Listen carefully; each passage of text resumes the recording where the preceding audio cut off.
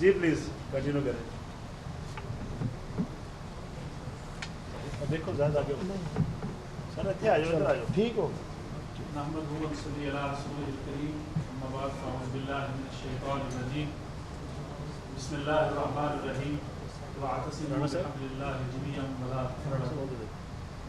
حضرات گرامی قدر اور مہمان عزیز وقار, چونکہ ہم پہلے کچھ تاخیر کا شکار ہوئے اور ہمارے مہمان محترم تاخیر کا شکار نہیں کہ ہم خود تاخیر کا شکار تھے, تو اب وقت بہت کم ہے ظہر میں, تو میں چاہوں گا کہ ہمارے جو مہمان تشریف فرما ہیں اکابرین علماء مشائخ, وہ وقت کی قلت کو مد نظر رکھتے ہوئے خیر الکلام ما قل و دل, کہ وہ گفتگو کو مختصر رکھیں گے اور امت کی رہنمائی فرمائیں. یہاں فیصل آباد چیمبر کا ملک کے تیسرے بڑے چیمبر میں وہ تشریف فرما ہے, اور یہ ایک ایسا پلیٹ فارم ہے جہاں سے آپ اپنی آواز کو پوری دنیا تک پہنچا سکتے ہیں.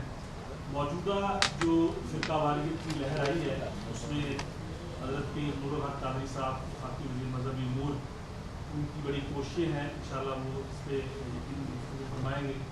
تو ان کو یہ کریڈٹ جاتا ہے کہ وہ پورے ملک کے دورے شروع کر چکے ہیں, اور جس سے سب سے پہلا دورہ یا آغاز اس سلسلے کا وہ فیصل آباد چیمبر سے کر رہے ہیں.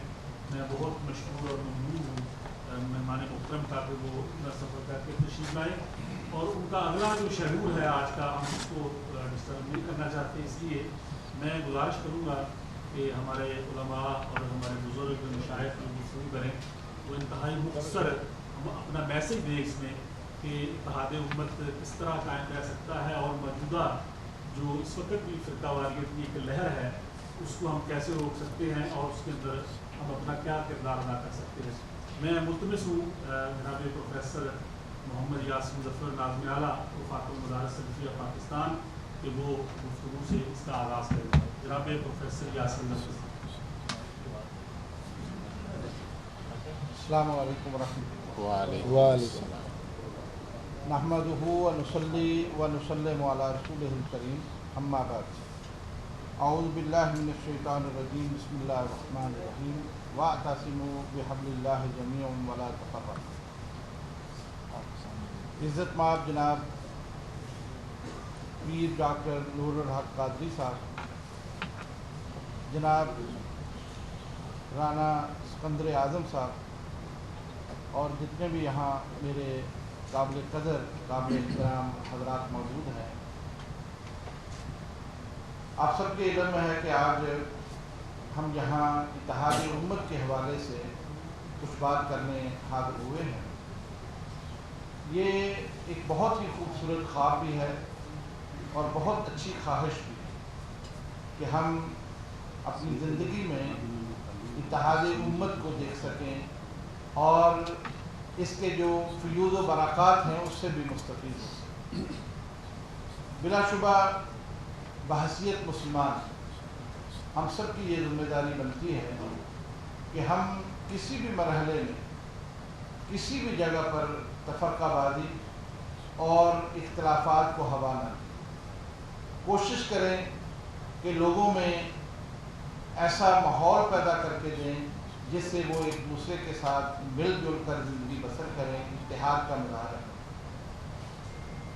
اور اس کے لیے بہترین طریقہ یہی ہے کہ ہر شخص اپنی ذمہ داری کو سمجھے. خصوصی طور پر اتحاد امت کی جب بات آتی ہے تو سب سے پہلے ہمارا ذہن مذہبی کی طرف جاتا ہے. مذہبی عقائد کی بنیاد پر, ان کے مسائل کی بنیاد پر, فقہی مسائل کی بنیاد پر یہ اختلافات سامنے آتے ہیں. لیکن بدقسمتی یہ ہے کہ اگر کوئی آدمی کسی بھی مسلک سے تعلق رکھتا ہے تو بجائے اس کے کہ وہ اپنے مسلک کی ترجمانی کرے, اپنے عقائد کی وضاحت کرے, اپنے فقہی مسائل کو بیان کرے, دوسرا کوئی آدمی اٹھ کے جس کا اس سے کوئی تعلق نہیں ہوتا ہے, اس مسلک سے کوئی تعلق نہیں ہوتا ہے, وہ اس کی وضاحت کرتا ہے, وہ اس کی توضیح کرتا ہے اور وہ اپنی من مرضی کرتا ہے. اور یہ بات ہم دیکھتے ہیں معاشرے میں ایسا ہی ہوتا ہے. نتیجہ یہ ہے کہ وہ اپنی خواہشات کو, اپنی بات کو اس میں شامل کرتا ہے, جس کے نتیجے میں ایسی فضا بن جاتی ہے کہ دوسروں کو اختلاف ہوتا ہے. مثال کے طور پر مسلک اہل حدیث کے مسائل ہیں، ان کے عقائد ہیں، ان کی عبادات ہیں، اخلاقیات ہیں، معاملات ہیں. اب کوئی بھی اور مسلک کا آدمی اٹھ کر اگر اس کی وضاحت کرے، یقیناً وہ اس کا حق ادا نہیں کرتا. اس میں ضرور وہ کوئی نہ کوئی جھول چھوڑتا ہے تاکہ اختلافات اس سے سامنے آئیں. نتیجہ یہ ہے کہ اس سے ایک بدمزگی پیدا ہوتی ہے اور دوری پیدا ہوتی ہے. اس لیے پہلی بات تو یہی ہے کہ ہر مسلک کے آدمی کو خود اپنے عقائد کی، عبادات کی، اپنے مسائل کی، فقہی مسائل کی وضاحت کرنی چاہیے، جیسے کہ دوسرا اس کی وضاحت کرے. اس سے اجتناب کرنا چاہیے، دوسرے کا احترام کرنا چاہیے، اور جو کچھ وہ کہتا ہے اس کو ماننا چاہیے، نہ کہ اس پر بحث کا ایک دروازہ کھولنا چاہیے. اور اسی طرح ہم دیکھتے ہیں کہ سارے جتنے بھی ہم مسلمان ہیں، اپنے اپنے مسالک کے ہمارے اکابر موجود ہیں، ہمارے اسلاف موجود ہیں، جن میں صحابہ کرام کی جماعت ہے، تابعین ہیں، محدثین ہیں، فقہا ہے، آئمہ ہیں، یہ سارے لوگ موجود ہیں. لیکن ان کا ادب کرنا، احترام کرنا، ان کی توقیر کرنا، اور اگر اختلاف بھی ہے تو ادب کے ساتھ اس کا ذکر کرنا. آپ یہ بات یقین جانیے کہ وہ ہمارے اسلاف اپنا بہت ہی شاندار وقت گزار کے اللہ کے حضور پیش ہو چکے. میں اگر کسی کے بارے میں توہین آمیز کلمات کہتا ہوں، میں اس کا کچھ نہیں بگاڑتا، اس لیے کہ وہ اپنے رب کے حضور پیش ہو. میں اپنی عاقبت خراب کرتا ہوں، اپنے مسائل میں خراب کرتا ہوں، میں اپنی بربادی سوچتا ہوں، میں اس کا کچھ نہیں بگاڑتا. یہ نقطہ ہم سب کو سمجھنا چاہیے. اس لیے جتنے بھی اکابر گزر چکے ہیں اور صدیوں پہلے گزر چکے ہیں، اور پھر ان کے آپس میں جو محبت تھا، ایک دوسرے کے ساتھ جو تعلق تھا، اس کو بھی مد نظر رکھنا چاہیے. یک طرفہ بات نہیں کرنی چاہیے. اسی وجہ سے یہ تفرقہ پیدا ہوتا ہے، تفریق پیدا ہوتی ہے، بربادی پیدا ہوتی ہے. میں یہاں یہ بات بھی کہنا چاہتا ہوں کہ یہ ذمہ داری صرف علماء کی نہیں، یہ زندگی کے تمام طبقوں سے تعلق رکھنے والے لوگوں کا یہ کام ہے کہ وہ اس طرح سے کریں. میں جانتا ہوں آپ جتنے بھی یہاں تاجر برادری کے لوگ بیٹھے ہیں، آپ ہی ان مساجد کے متولی ہیں. جن مساجد کے اندر ائمہ، خطبہ، واعظین آتے ہیں اور بیانات دیتے ہیں، آپ ہی ان کے سرپرست ہیں. آپ اس کا سارا خرچہ اٹھاتے ہیں، آپ ان کی سرپرستی کرتے ہیں. آپ کی بنیادی ذمہ داری ہے کہ آپ کسی ایسے شخص کو کیوں بلاتے ہیں جو آ کے لوگوں میں تفریق پیدا کرتا ہے، جو آ کے لوگوں میں اختلاف پیدا کرتا ہے. یہ آپ کی بنیادی ذمہ داری ہے کہ آپ ایسا نہ کریں، کسی کی ایسی سرپرستی نہ کریں جو اس طرح کے حالات پیدا کریں. ہمارے معاشرے میں جو طبقے ہیں ان میں وکلاء کا ایک بہت بڑا طبقہ ہے. ان کی بھی ذمہ داری ہے کہ کسی ایسی شخص کی طرفداری نہ کریں جو اس طرح کے حالات پیدا کرتے ہیں. ہمارے اساتذہ، اسکول کالجوں اور یونیورسٹیوں کے پروفیسر، ان کی بھی یہ ذمہ داری بنتی ہے. محض علماء کی یہ ذمہ داری نہیں ہے کہ وہ ایسا کریں. ہاں، بنیادی بات تو ان پر آتی ہے، اس لیے کہ مذہب کی ترجمانی انہوں نے کرنی. انہیں یہ حق نہیں پہنچتا ہے کہ لوگوں میں تفریق پیدا کر کے اپنی دکانداری سمجھائیں اور اس کو سلجھائیں. آپ ایسے لوگوں کی حوصلہ شکنی کریں. میں حقیقت یہ جانتا ہوں کہ موجودہ حکومت میں ہمارے محترم وفاقی وزیر مذہبی امور، اور یہ ان وزراء میں سے واحد ہیں جو اللہ کے فضل و کرم سے دینی علوم سے بہرہ مند ہیں، اور پہلی دفعہ وزارت مذہبی امور میں اللہ رب العزت نے ایک ایسا شاندار شخص ہمیں دیا ہے جو ان حالات کو بڑے قریب سے دیکھتا ہے، سمجھتا ہے، اور ایسے گھرانے سے تعلق رکھتا ہے جو خود بھی ایک مذہبی رہنمائی کا کام کرے. تو میری ان سے بھی یہ گزارش ہے کہ اس معاملے کو وہ اس تناظر میں دیکھیں.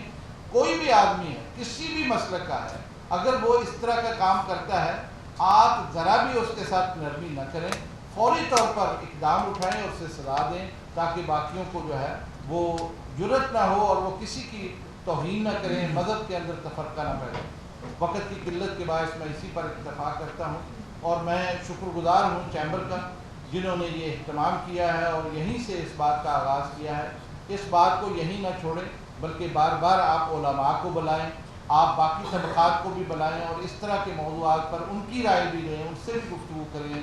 یہ پیغام چلتا رہنا چاہیے. انشاءاللہ اس سے بہتری آئے گی. اقول و قولی ھذا استغفر اللہ.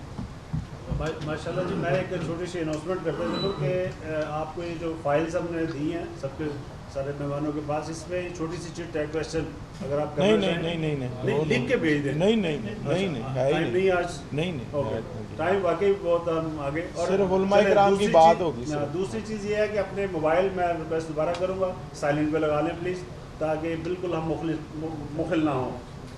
بڑی ماشاءاللہ اچھی کانفرنس جا رہی ہے. بہت شکریہ. میں اہل تشیع کی نمائندگی کرتے ہوئے تشریف فرما ہے حضرت علامہ ایجاد حسین مہدی صاحب کے جعفریہ سے ان سے گزارش کروں گا کہ جو اپنے خیالات سے بشیر صاحب سے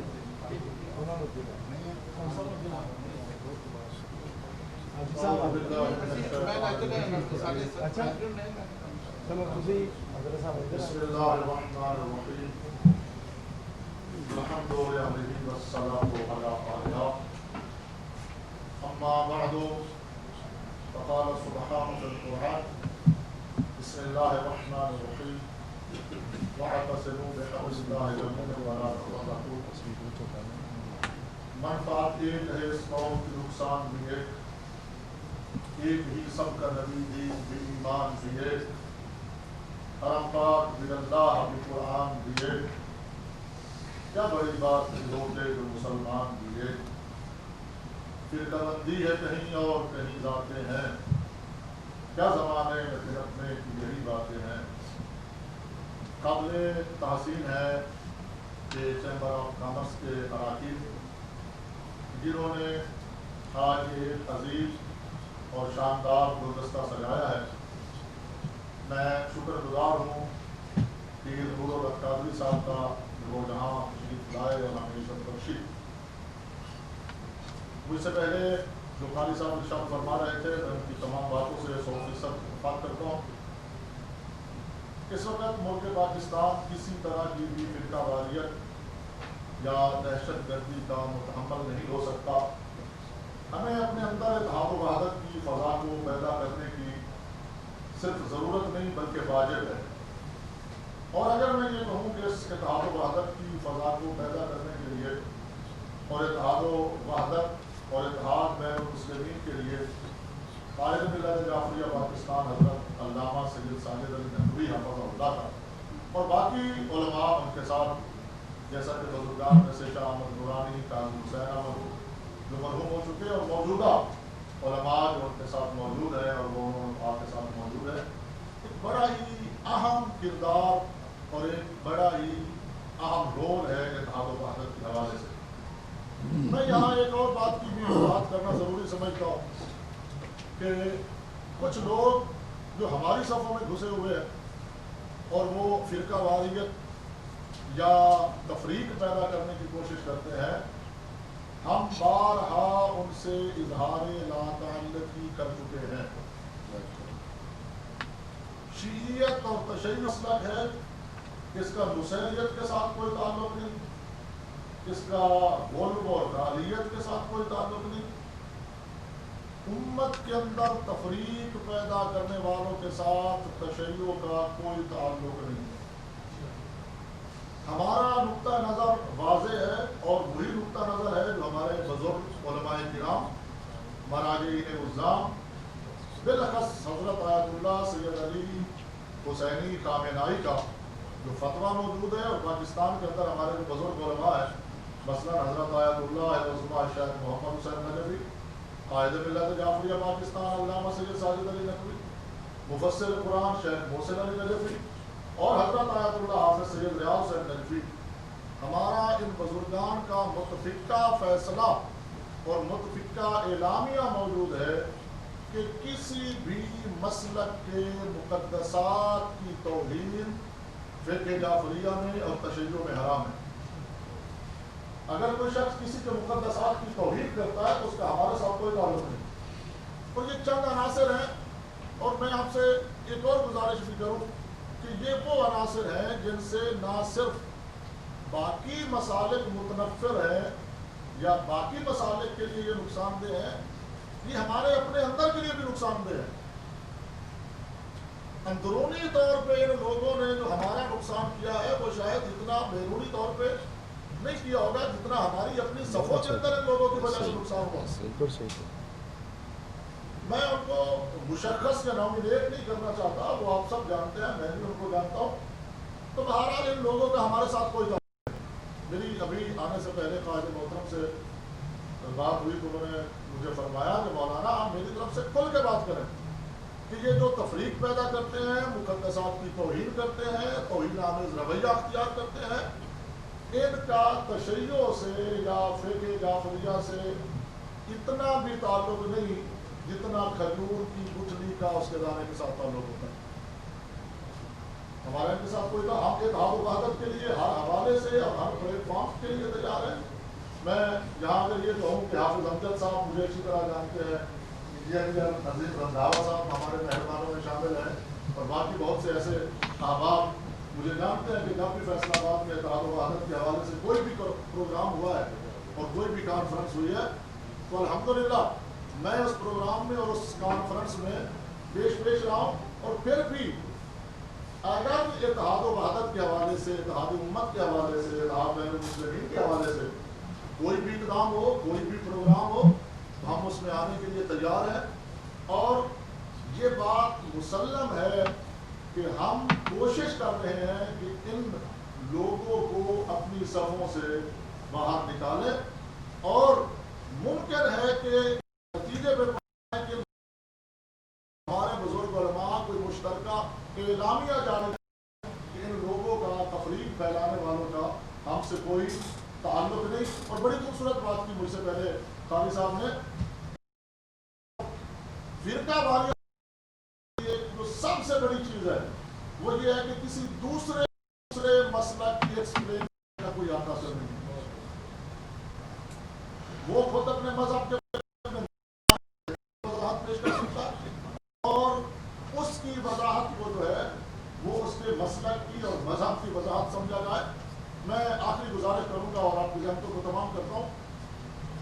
ایک نظریہ جو تھوڑا سا اختلاف رکھتا ہے کہ پتہ نہیں یہ کہ میں اس کے لیے گزارش کروں گا کہ معرفت توحید، توحید خداوندی اور خالق کائنات کو وحدہ لا شریک ماننے میں جیسا خالص و مخلص، میں کسی کے عقیدے کی نفی نہیں کر رہا، جیسا خالص و مخلص عقیدہ توحید ہمیں قرآن سے ملا ہے، آل محمد کے اور سید الانبیاء کے فرمان سے ملا ہے، ہم اسی عقیدہ توحید پہ کاربند ہیں.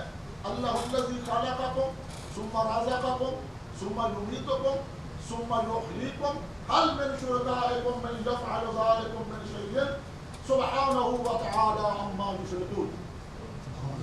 قرآنی نظریہ توحید ہمارے پاس جو اہل تشیع کے پاس جو قرآنی نظریہ توحید ہے وہ یہ ہے.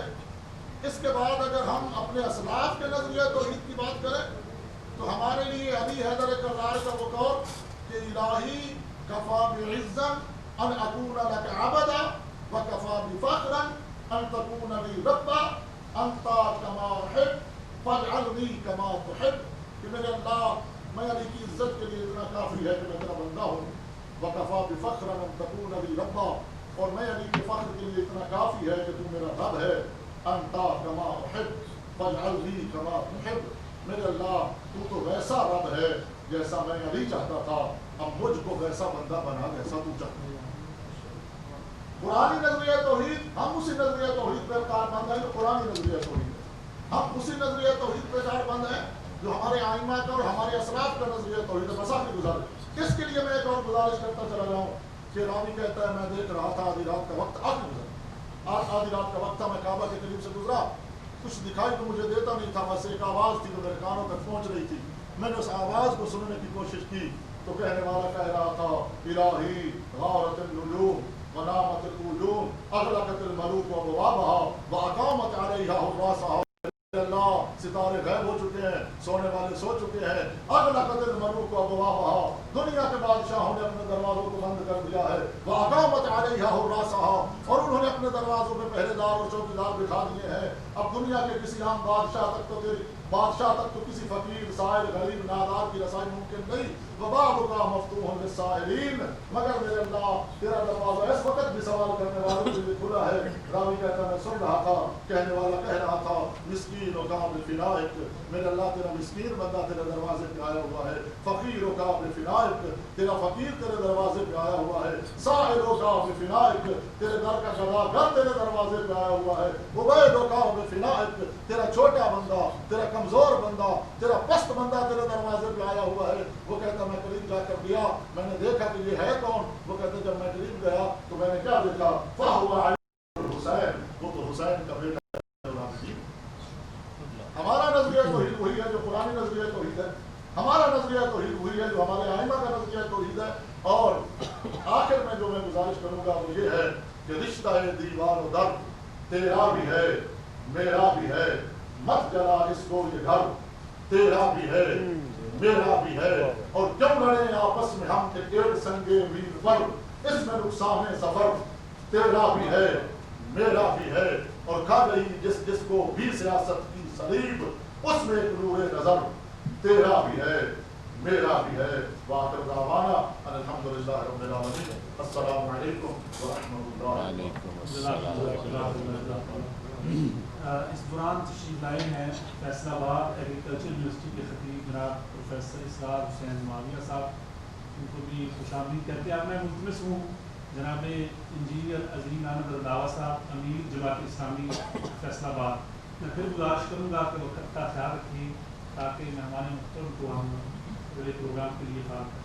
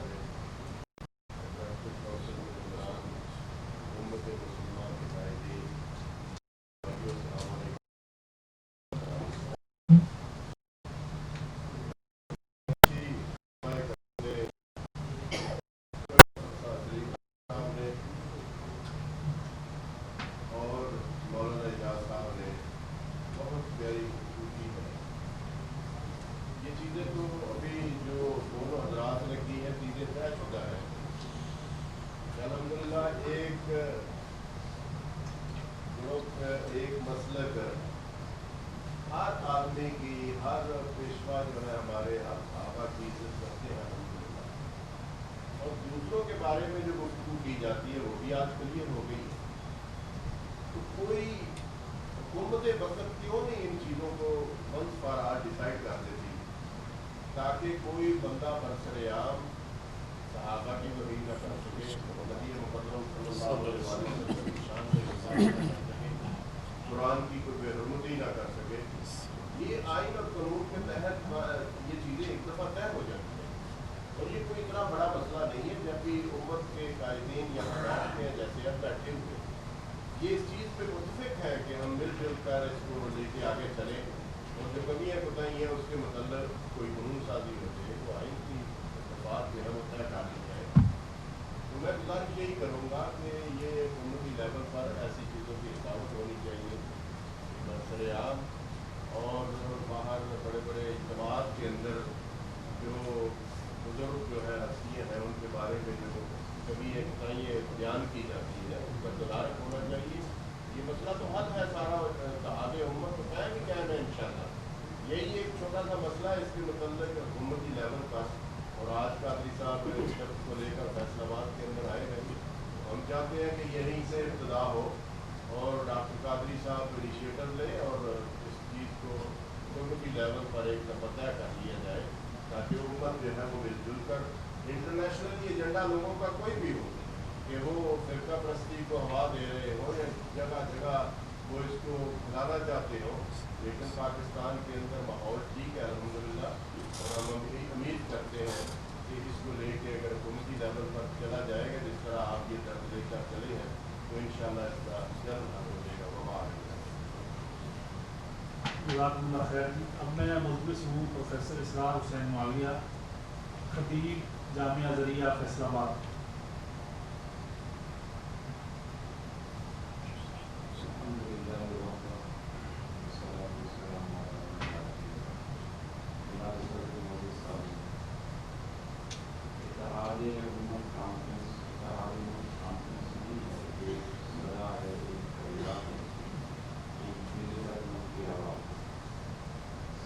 کی آواز بلند ہوتی چلی جاتی ہے، اس آواز کا آغاز سفر کی ٹوپیوں سے ہوا۔ آمنے کے بعد صلی اللہ علیہ وسلم کی جب پہلی بڑی ہوئی یا مدثر اور حادثی فرمایا مدثر کا ایک معنی یہ ہے بکھرے ہوئے تلکوں کو اکٹھا کر کے نشے میں بنانا، منتشر تلکوں کو مجتمع کر کے آشیاں سازی کرنا، اس کو عربی میں مدثر کہتے ہیں۔ ہم دیہاتی کو سمجھ کرتے ہیں آشیاں میں سارے نشیمن کے تلکے ایک طرح کے ملتے ہیں، کمزور ضعیف مختلف۔ جب یہ سارے تلکے ملتے ہیں تو آشیاں بنتا ہے، پھر نسل نو کا آغاز ہوتا ہے۔ اس صدیوں قبل کی آواز ہے کہ امت کے لیے نشیمن بنائی ہے جس میں ہر نو کے تلکے موجود ہیں۔ اتحاد امت کانفرنس کئی جیتیں رکھتی ہے، کئی اس کے عنوان طے کیے جا سکتے ہیں، اس کی کئی سب ہیڈنگ بھی ہوتے ہیں۔ اتحاد سے کیا مراد ہے، مسلمان سے کیا مراد ہے، اتحاد امت مسلمان کے حوالے سے قرآن کیا کہتے ہیں، حدیث کیا کہتی ہے، آثار صحابہ کیا کہتے ہیں۔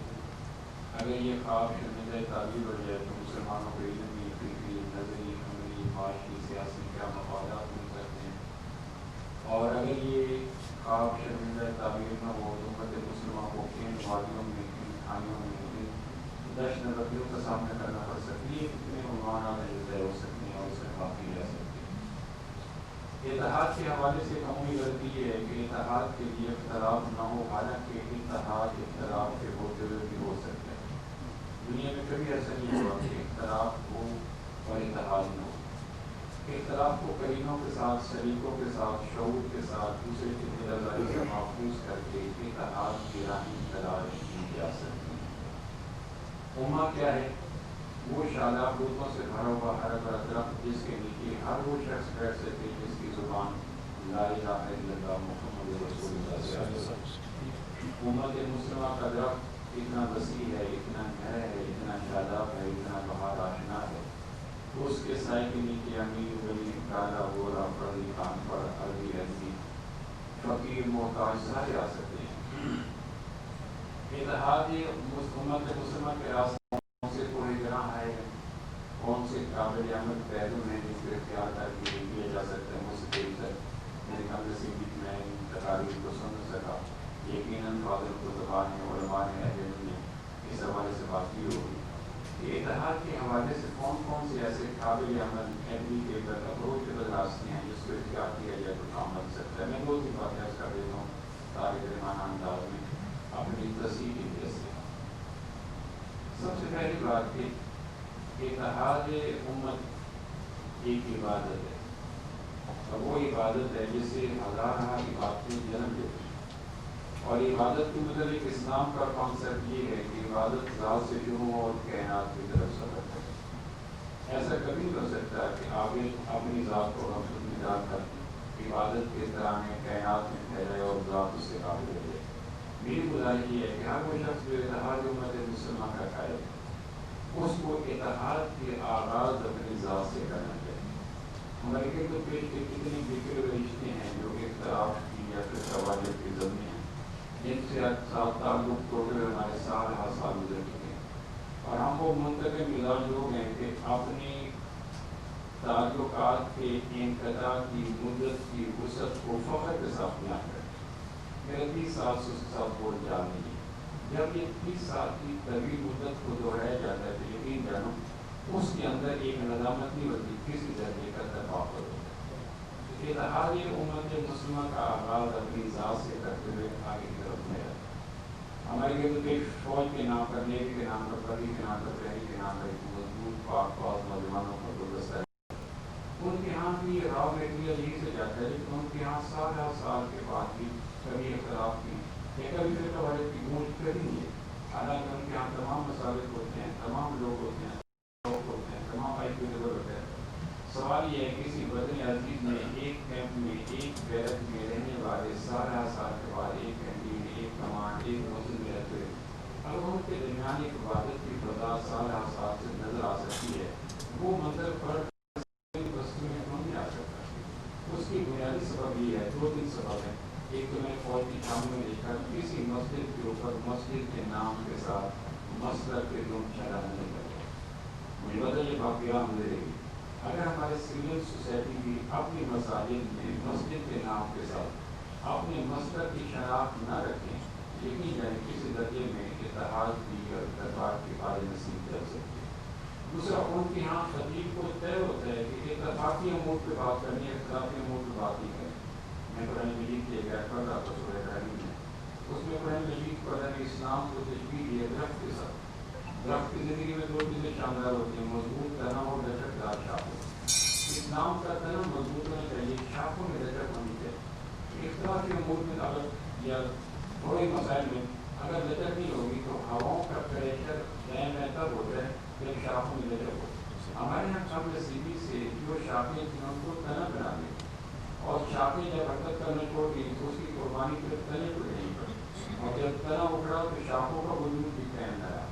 اگر ایسا ہو سکے کہ ہمارے یہاں بھی اتفاقی امور پہ گفتگو ہو، ہمارے مسجد اور محراب کے وعظین بھی سال ہر سال اگر اتفاقی امور پہ گفتگو کرتے ہیں تو رجنی کی یہی بات نسیم اور یہ خوشگوار کے کہتے کہتے بہت کافی لپیٹ میں لے سکتے ہیں۔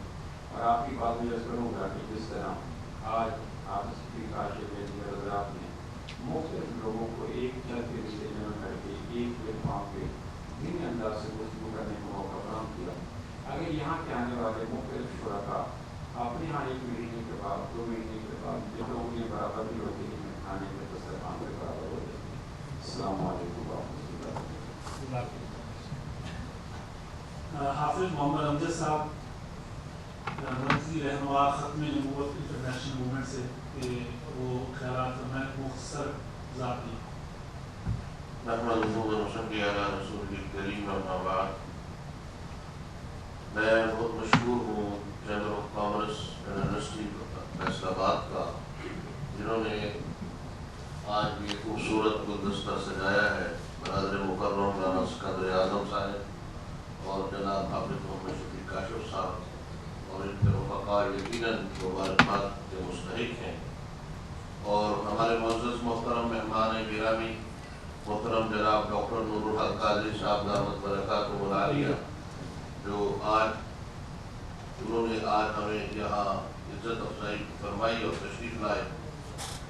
حضرات علماء کرام نے اتحاد کی مثال آپ پاکستان میں یہاں پر سمجھیں کہ 2 دہائیوں سے اس ملک کے اندر فرقہ واریت کی لعنت کے ذریعے انتشار اور افتراق پیدا کرنے کی کوشش کی گئی۔ بین الاقوامی تناظر میں دیکھیں تو عراق اور شام اور یمن انہی حالات میں تباہ و برباد ہو چکے ہیں، لیکن پاکستان الحمدللہ آج بھی اسی اتحاد کی لڑی میں پرویا ہوا ہے، اور اس چھت کے نیچے تمام مسالک کے جید علماء کرام موجود ہیں۔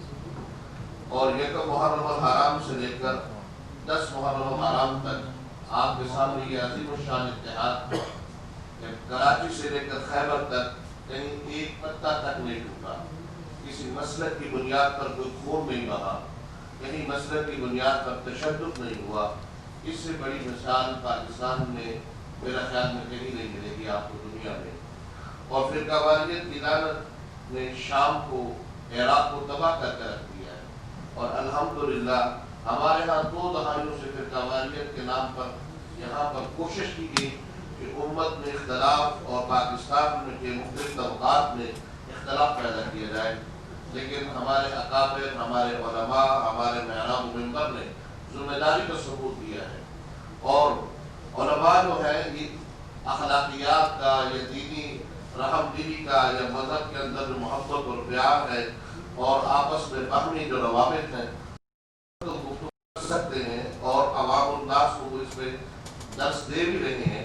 قوت نافذہ حکومت کے پاس ہے۔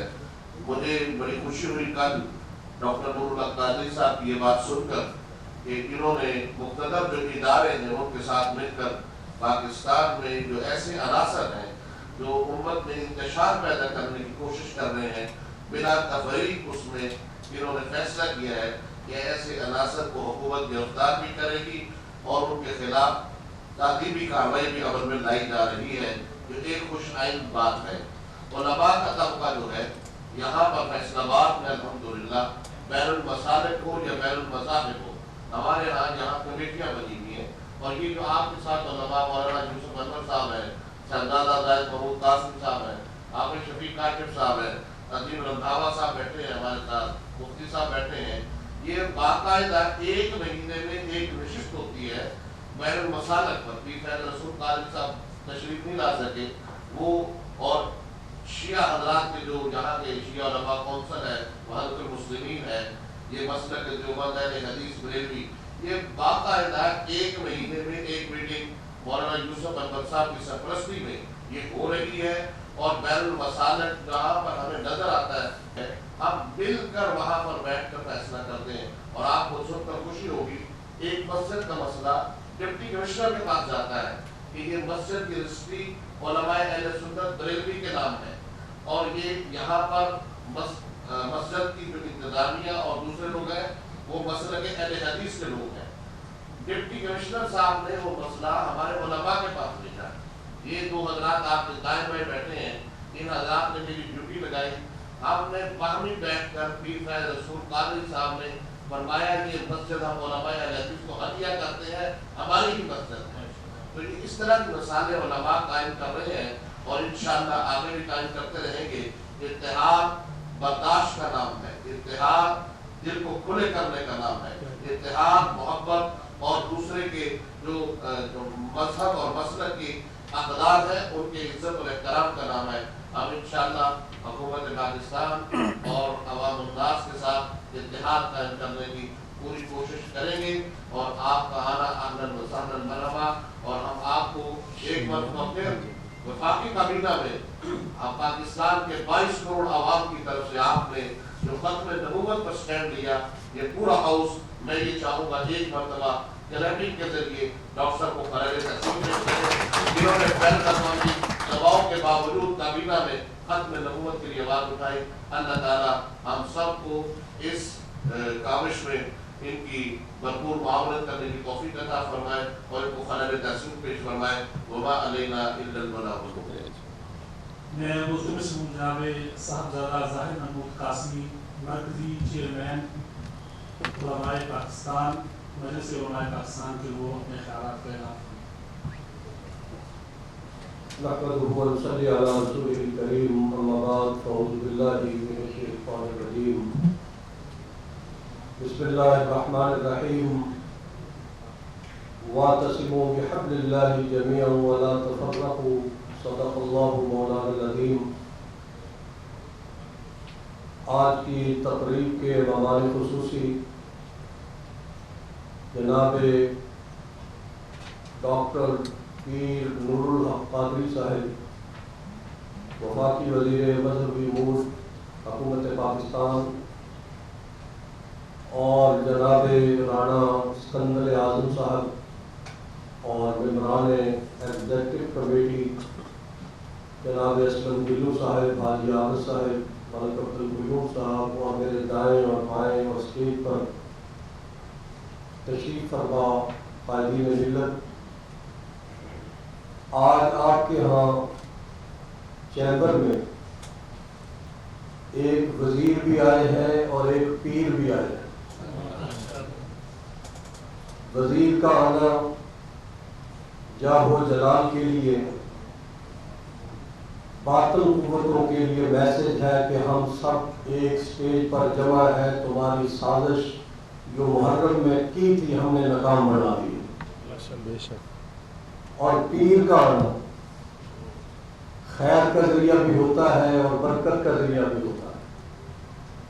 تو میں چیمبر آف کانگریس کے تمام ایگزیکٹو ممبران کو اور رانا صاحب کو اور جناب شفیق کاشف صاحب کو مبارکباد پیش کرتا ہوں.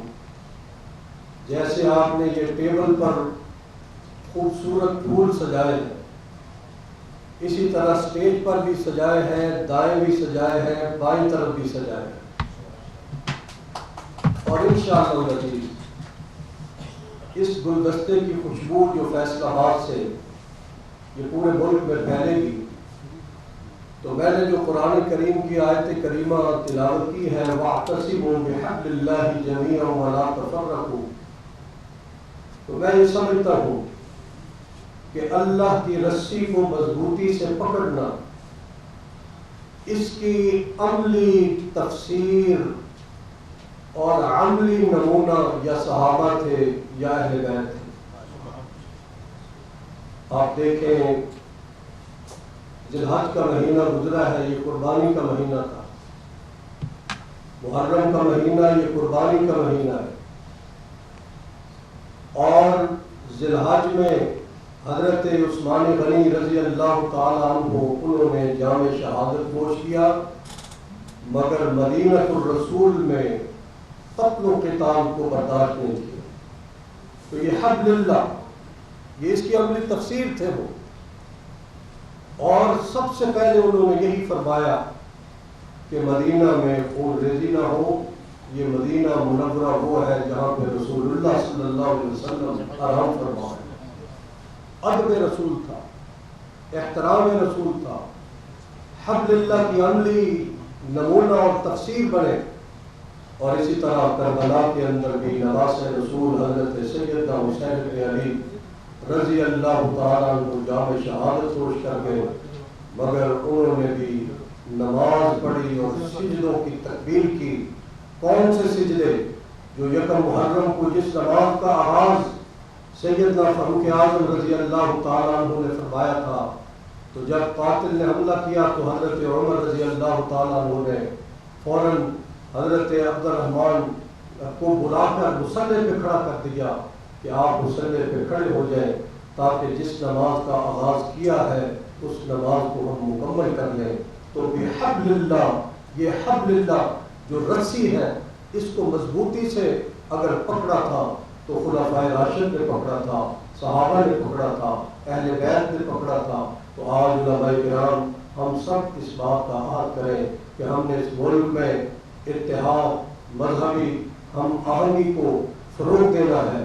تو محترم وزیر صاحب، فیصل آباد کے یہ تاجر، فیصل آباد کے یہ علماء، یہ ایک ایسے تاریخی اپنی ایک تاریخ رکھتے ہیں کہ فیصل آباد کے اندر 6 محرم کو اور 7 محرم کو ایک جلسہ ہوتا تھا. جب سے پاکستان بنا ہے تو شیعہ حضرات کی طرف سے مہدی کا جلوس 7ویں کا ہوتا تھا، اور ہمارے بڑوں کا جلسہ کارخانہ بازار میں 7ویں تاریخ کو ہوتا تھا.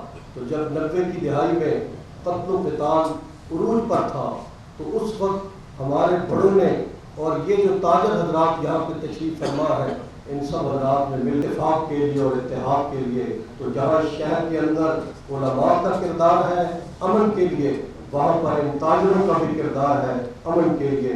ہم یہ دیکھتے ہیں کہ محرم میں یکم سے لے کر 10 تاریخ تک کسی کا بھی جلسہ ہو، یہ تاجر حضرات سخاوت کے دروازے کھول دیتے ہیں. یہ نہیں دیکھتے کہ بریلوی کا جلسہ ہے، اہل حدیث کا ہے، اہل تشیع کا ہے، بلکہ یہ 10 محرم کو خود یہ تاجر حضرات خود کھانا تقسیم کرتے ہیں.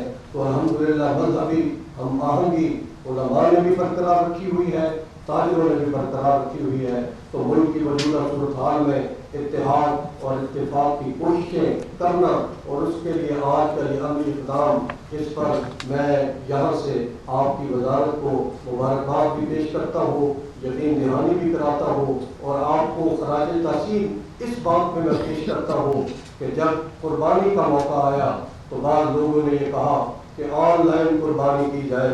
اس وقت بھی پیر نور الحق قادری صاحب نے میدان میں آ کر چاروں صوبوں سے علماء کو آن لائن اجلاس میں شریک کر کے دنیا کو یہ پیغام دیا کہ قربانی ہم اسی طرح کریں گے جس طرح حضرت ابراہیم علیہ السلام نے کی تھی یا حضرت محمد رسول اللہ صلی اللہ علیہ وسلم.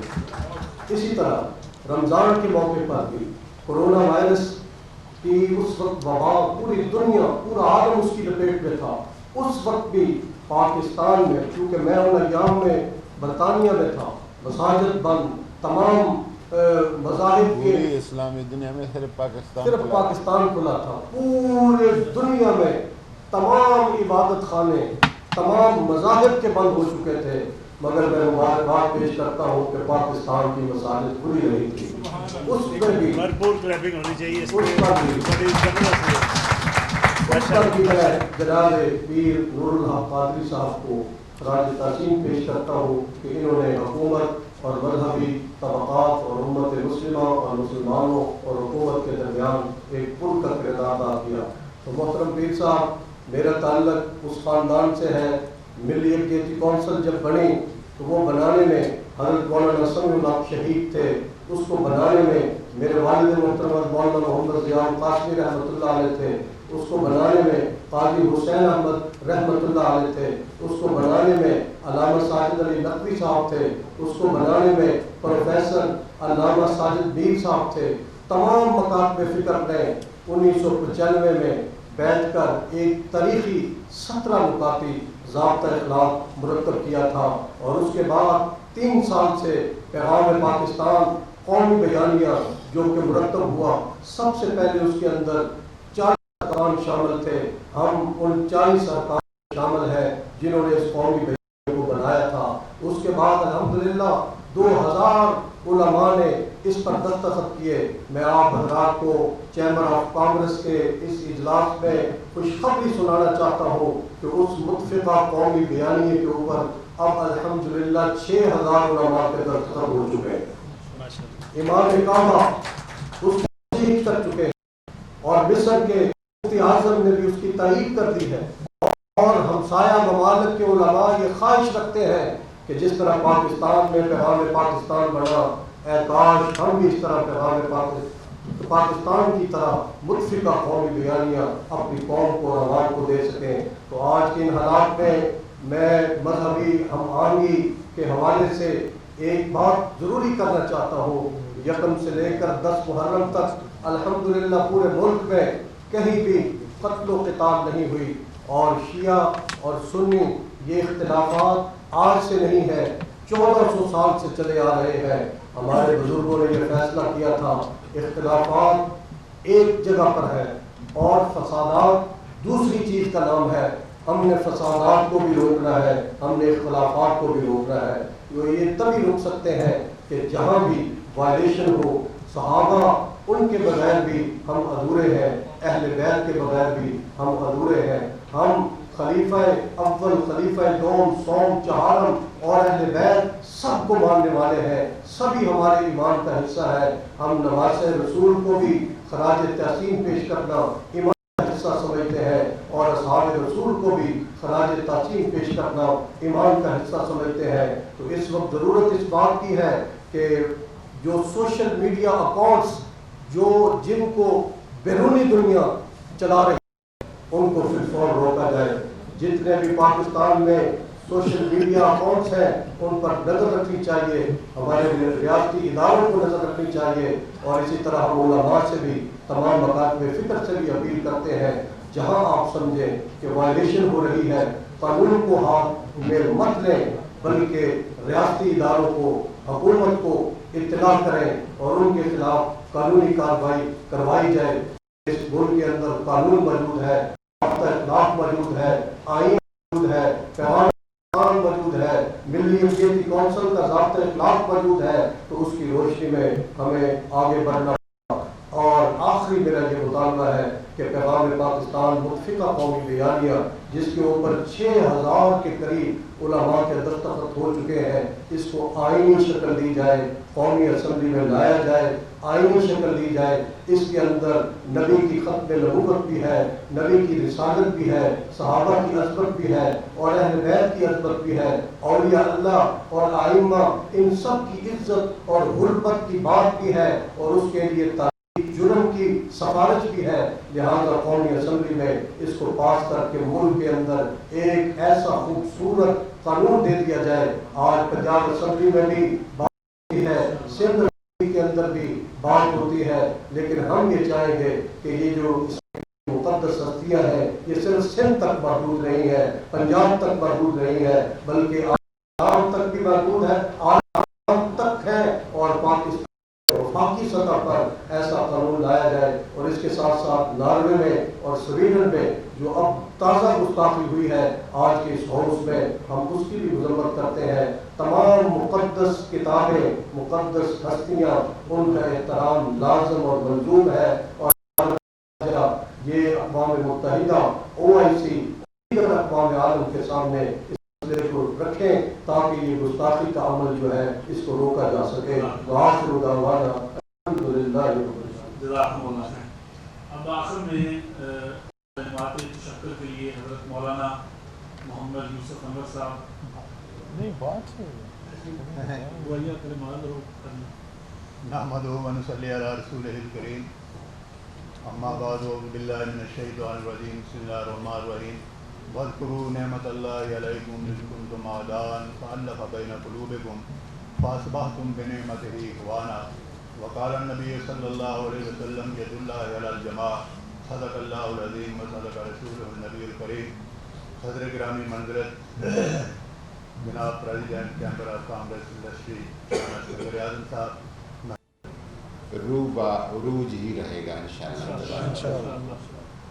ایک فیصل آباد کے لوگوں کا جیسے بتایا گیا، حج و عمرہ کے ساتھ جو حرمین شریفین کے ساتھ آپ اس شہر کے واسیوں کی جو عقیدت ہے اور محبت ہے، اور اس کا اندازہ یہ ہے کہ مکہ مکرمہ، مدینہ منورہ، ہر گلی پہ ایک ہوٹل بنا ہے فیصل آباد روڈ کے نام سے۔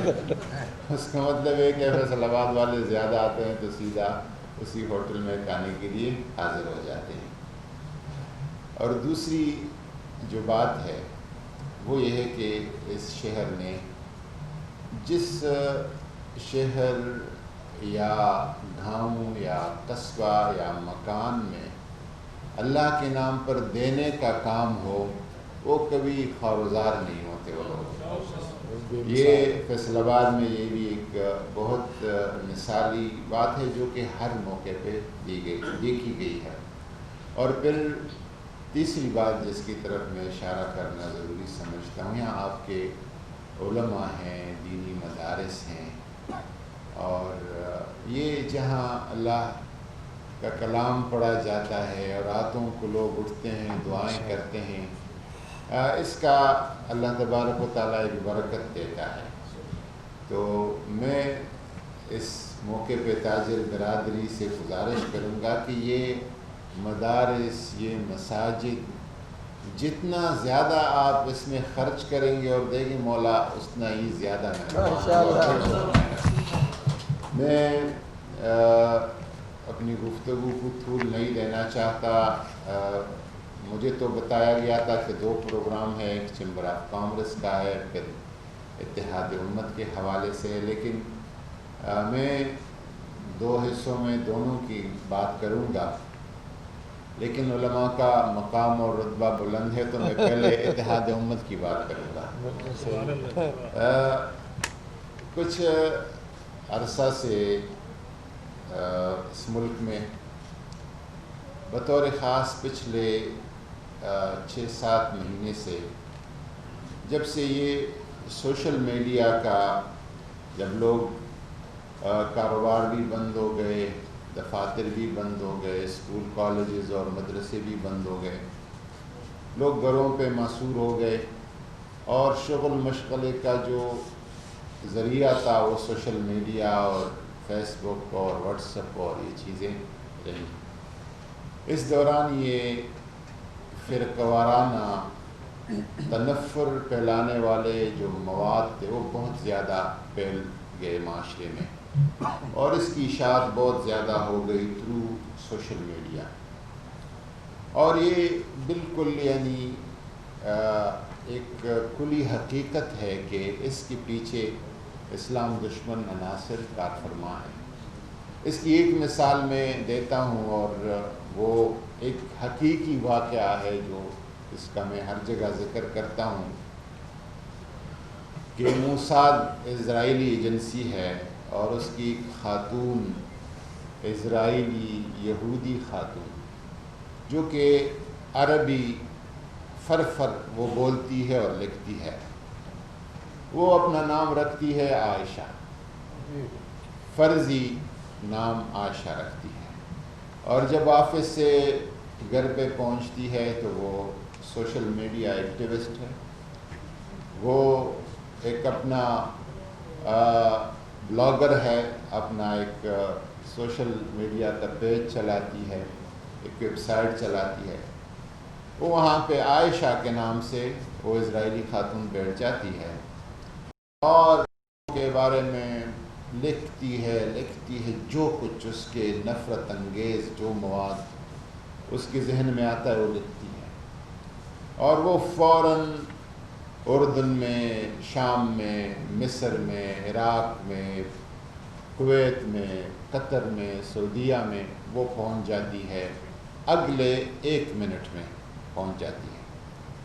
اور وہ جو سنی بیٹھے ہوتے ہیں وہ اسے اسلام اور سنیت کی خدمت سمجھ کر آگے پھیلاتے ہیں بلا سوچے سمجھے، اور وہ ایک خاتون ایک رات میں نفرت کا وہ پیغام کروڑوں لوگوں تک وہ پہنچا دیتی ہے۔ اسی طرح یہ ایک خاتون نہیں ہے، اس طرح کے ہزاروں لوگ ہیں، لاکھوں لوگ ہیں جو کہ تل ابیب اور دلی اور ممبئی میں بیٹھے ہیں، جو کہ پاکستان کو تباہ کرنے کا سوچ رہے ہیں، عالم اسلام کو تباہ کرنے کا سوچ رہے ہیں، اور اس میں ہم پھر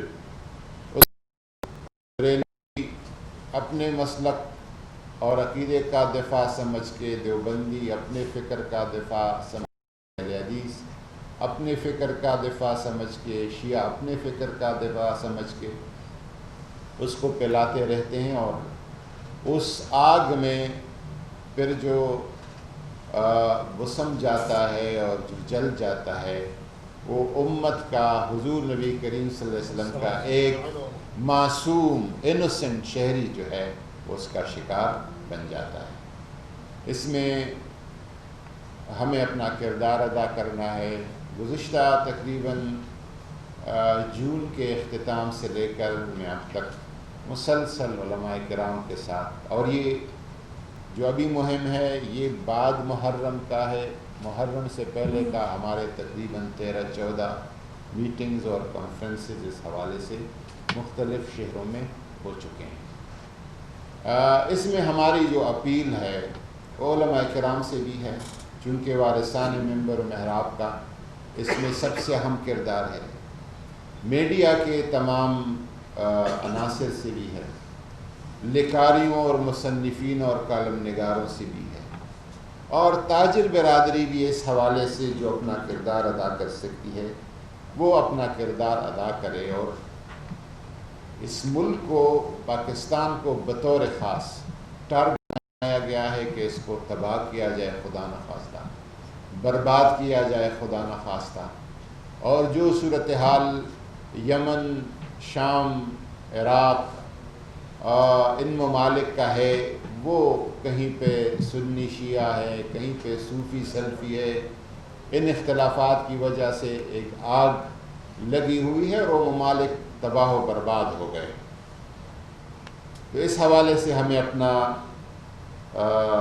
کردار ادا کرنا ہے، اور کردار بہت آسان ہے، اور وہ ہمارے علماء نے صدیوں پہلے واضح کیا تھا، اور انہوں نے فرمایا تھا کہ مسلک کو نہ چھوڑو اور مسلک کو نہ، آپ کو مسلک سے ملتا ہے، آپ کے گرد پیش سے ملتا ہے، جس سبق پڑھا ہے، قرآن پڑھا ہے اس سے ملتا ہے، جس گھر میں آپ نے آنکھ کھولی ہے ادھر سے ملتا ہے، آپ کے گرد پیش کے جو دوست احباب ہے وہاں سے ملتا ہے۔